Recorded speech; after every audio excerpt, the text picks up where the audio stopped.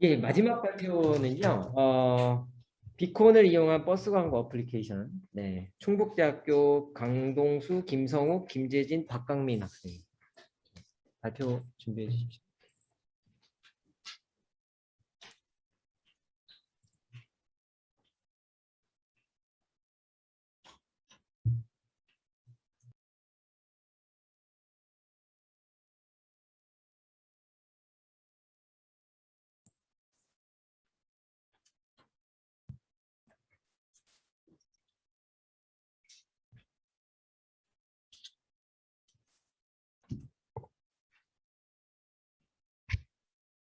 안녕하십니까. 저희는 충북대학교 컴퓨터공학과에 재학 중인 김성우, 강동수, 김재진, 박강민입니다.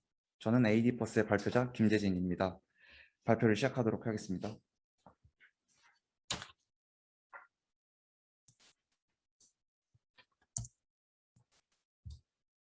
네, 먼저 목차입니다. 목차는 간단하게 스킵하고 넘어가도록 하겠습니다. 첫 번째로 추진 배경입니다. 최근 3년간 대중교통 이용자의 월별 평균 변동률은 꾸준한 상승으로 인해 안정적인 추세를 보였지만 코로나19의 1차 대유행이 시작한 지난해 2월부터 12월까지 대중교통 이용량은 감소세로 전환되었습니다. 하지만 위 그래프에서 보듯이 3월부터는 점차 증가하는 추세를 보였고 이러한 상황에서 오프라인으로 가게를 방문하는 횟수 감소에 주목했습니다.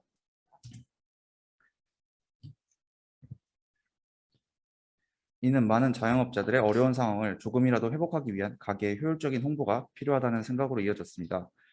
단순히 전단지와 길거리의 포스터로 광고를 하는 것에 대한 한계와 사람들의 통행량 감소에 따른 직접적인 이유로 인해 오프라인 광고의 문제점을 IT 시대에 맞는 온라인 광고로 해결해보고자 했습니다. 수도권의 경우와 버스 말고는 마땅한 대중교통 수단이 없는 지방에서 앞으로 버스의 이용량이 점차 증가하는 상황을 고려했고 길거리에 많은 가게들의 온라인 홍보 수단으로 버스가 적합하다고 생각을 했습니다. 현황 및 문제점입니다. 첫 번째 사진을 보시는 것과 같이 현재 오프라인 광고는 사람들의 통행량 감소로 인해 큰 효과를 기대하기 어려운 상태입니다. 또한 코로나19로 인해 힘든 소상공인을 대상으로 홍보 대행 사기 문제도 많이 발생하고 있습니다. 이러한 피해를 줄이고 온라인 광고 효과를 높이기 위한 아이디어가 저희 AD버스입니다.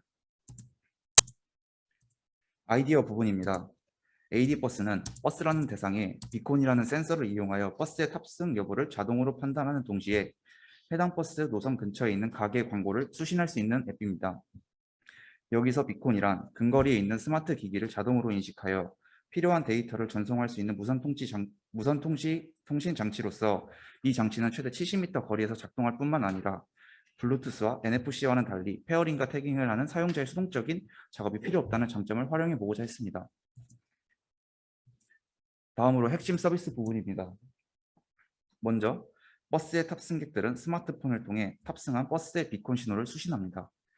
그리고 RSSI 및 GPS 등의 수집 정보를 서버로 전송하여 탑승객의 탑승 가능성과 탑승 여부를 판단하고 결정합니다. 이후 달리는 버스에 있는 비콘의 신호를 가게의 비콘 수신기가 수신하면 가게에서 서버로 광고하고자 하는 가게 정보 및 할인 혜택 그리고 쿠폰 등을 보냅니다. 마지막으로 버스에 탑승했다고 결정된 탑승객에게 서버로부터 가게의 여러 정보들을 전송해주는 시스템입니다. 적용 기술 부분입니다. 탑승 인식 모듈에서는 스마트폰에서 수집한 RSSI, 즉 수신 신호 강도를 딥러닝 이중 분류를 사용하여 탑승 가능성을 판단합니다. 탑승 가능성이 있다고 판단되면 분석 모듈에서 스마트폰의 속력과 버스의 속력을 비교하여 같으면 탑승객, 다르면 미탑승객이라고 탑승 여부를 결정합니다. 그런 다음 버스의 비콘 신호를 수신한 가게는 탑승객으로 결정된 사람에게 가게의 정보를 전송해 줍니다. 여기서 탑승 가능성을 판단하는 기술의 수신신호 강도인 RSSI 값을 이용합니다. RSSI란 비콘에서 떨어진 거리에 따라 그 위치에서 비콘이 보내는 신호의 강도를 나타내는 것입니다. 시간에 따른 RSSI의 상대적인 강도는 위와 같은 그래프로 나타나게 됩니다. 버스의 앞과 뒤에 설치된 비콘의 RSSI는 미탑승객, 탑승객, 하차승객 각각의 상대적 위치에 따라 다르게 나타나기 때문에 그래프가 나타내는 모양을 분석해 탑승 가능성을 판단하였습니다. 탑승 가능성을 판단하는 이유는 스마트폰에 수신 가능한 거리 안에 버스가 2대 이상일 경우 두 대 전부 탑승했다고 판단할 수 있기 때문에 RSSI로는 탑승 가능성만 판단하고 또 다른 센서를 이용하여 탑승 여부를 결정하였습니다. 처음에 탑승 가능성이 있다고 판단될 때 스마트폰과 버스의 GPS를 통해 스마트폰의 속력과 버스의 속력을 비교하여 같으면 탑승 계획으로 결정하고 다르면 미탑승 계획이라고 결정하였습니다. 각의 비콘 수신기가 수신한 비콘 신호의 버스 고유 번호와 그 고유 번호와 일치하는 스마트폰은 가게의 광고 및 정보를 전송받습니다. 또한 여러 광고들이 누적됨에 따라 카테고리별로 분류가 되어 자신이 원하는 정보에 대한 검색을 할 수 있습니다. 마지막으로 지금까지 설명드린 아이디어가 공공서비스 분야에 어떠한 도움이 될지에 대한 기대 효과입니다. 먼저 탑승객들은 버스 탑승 중에도 가게에 대한 정보를 실시간으로 제공받을 수 있습니다. 그리고 여러 가게의 정보들이 카테고리별로 분류됨에 따라 탑승객은 자신이 원하는 정보를 선별적으로 쉽게 접근할 수 있습니다. 마지막으로 가게의 점주들은 광고에 대한 비용을 절감할 수 있고 대중교통 이용량 증가에 따라 온라인 광고 효과를 누릴 수 있습니다.